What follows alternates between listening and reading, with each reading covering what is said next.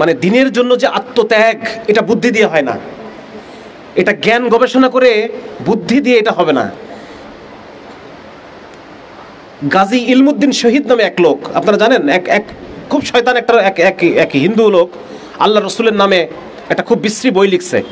রঙ্গিলা রসুল নামে একটা বই লিখছিল। সেটা বইয়ের মধ্যে একদম বিশ্রীভাবে তখন গাজী ইলমুদ্দিন রহমতুল্লাহ আলাইহি সেই সাতেমকে দুনিয়া থেকে তার পাওনা বুঝায় দেয়। এই যে মানে দিনের জন্য ঝাঁপায়ে পড়া, এই ঝাঁপায়ে পড়ার জন্য লাগবে ভালোবাসা, ভালোবাসা লাগবে, ভালোবাসা লাগবে। আমার বাবার নামে কেউ যদি কোনো খারাপ কথা বলে আমার সামনে, আমার মায়ের নামে যদি কেউ খারাপ কথা বলে, আমি কি জ্ঞান বুদ্ধি দিয়ে বিবেচনা করব? হ্যাঁ, যে এটা করলে কি হবে, 2 দিন পরে কি হবে, 1 মাস পরে কি হবে, 1 বছর পরে কি হবে, জ্ঞান দিয়ে বিচার করবো না তো। যে তুই আমার বাবার নামে খারাপ কথা বলতেছিস, আগেরটা আগে নাকি? তো যার কারণে এই যে যুক্তির জায়গা থেকে আল্লাহ এবং তার রাসূল এবং শরিয়া, আমরা আজকে যুক্তি দিয়ে বুঝতেছি এইটা ব্রেইনে আছে, এইটাকে ব্রেইন থেকে ইমোশনের জায়গায় নামায় আনতে হবে। আমার কথা বুঝাতে পারছি কিনা? ব্রেইনের যুক্তির জায়গায় আছে আমাদের ঈমান, আমাদের জান্নাত জাহান্নাম, জান্নাত জাহান্নামের আলোচনা আমাদের ব্রেইনে আছে, তথ্য আছে, হাদিসগুলো আছে, কিন্তু এইটার অনুভব আমার মধ্যে নাই। জান্নাতের কথা শুনলে মনটা চনমন করে ওঠে না ওখানে যাওয়ার জন্য। জাহান্নামের কথা শুনলে মানে শরীরের পশমটা ভয়ে দাঁড়ায় যায় না। আমার কথা বুঝতে পারতেছেন আপনারা? আমাদের কোন জায়গায় প্রবলেম সেটা আমি বলতেছি। আমরা জান্নাতের কথা আলোচনা করি। আপনারা WSN-3 বইটা পড়ছেন কিনা কেউ? আমি পুরোটা বই লেখার জন্য অনেকগুলো বই, মানে জান্নাত জাহান্নাম সম্পর্কিত অনেকগুলো বই আমি পড়লাম, এবং পড়ার পর আমি দেখলাম যে জান্নাতের কথা শুনলে আমার যেই অনুভূতি আসার কথা ছিল ওটা আমার মধ্যে আসতেছে না। আমি এত গবেষণা করতেছি কিন্তু আসতেছে না। জাহান্নামের কথা শুনলে পরে আমার যে অন্তরের মধ্যে একটা কাঁপুনি দেওয়ার কথা ছিল, এই কাঁপুনিটা আমার মধ্যে নাই, এত পড়ার পরেও নাই।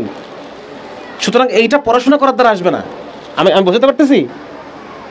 এই অনুভব আপনারা যদি পড়েন, ডক্টর আব্দুল্লাহ আজ্জাম রাহিমাহুল্লাহ, ওনার আফগানিস্তানে আমি আল্লাহকে দেখেছি, এই বইটাকে পড়ছেন? 2 খণ্ড না, 2 খণ্ড বই। কি প্রসঙ্গে বললাম যেন কথাটা? এই আগের লাইনটা কি বললাম? হ্যাঁ, জান্নাত জাহান্নামের যে জান্নাতের কথা শুনলে পরে যে দৌড় দিয়ে ঝাঁপায় যে আমি জান্নাতে পড়ে যাব, মানে এরকম যে একটা আকাঙ্ক্ষা অন্তরের মধ্যে, ওই পর্যায়ে আমাদের এই আলোচনাগুলোকে নিতে হবে।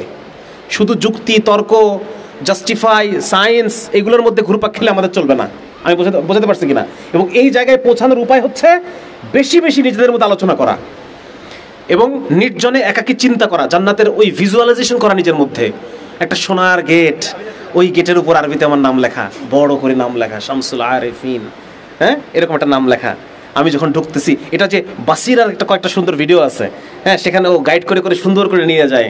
এছাড়াও ওই যে হেয়ার আফটার সিরিজের মধ্যে, হেয়ার আফটার সিরিজটা আমি মনে করি প্রতি মাসে আমাদের শোনা দরকার। জান্নাত জাহান্নামের ওই আগ্রহ নিজের জীবনের মধ্যে আনার, ভাই এগুলো তো ভিজুয়ালাইজ করা জিনিস। আলী রাদিয়াল্লাহু তাআলা আনহুকে আলী রাদিয়াল্লাহু তাআলা বলতেছেন যে আমার সামনে যদি জান্নাত আনা হয় তবু আমার ঈমান এতটুকু বাড়বে না, আমার সামনে যদি জাহান্নামকে আনা হয় তবু আমার ঈমান এতটুকু বাড়বে না, বাড়ার কিছু নাই, যা হওয়ার অলরেডি আছেই সেটা।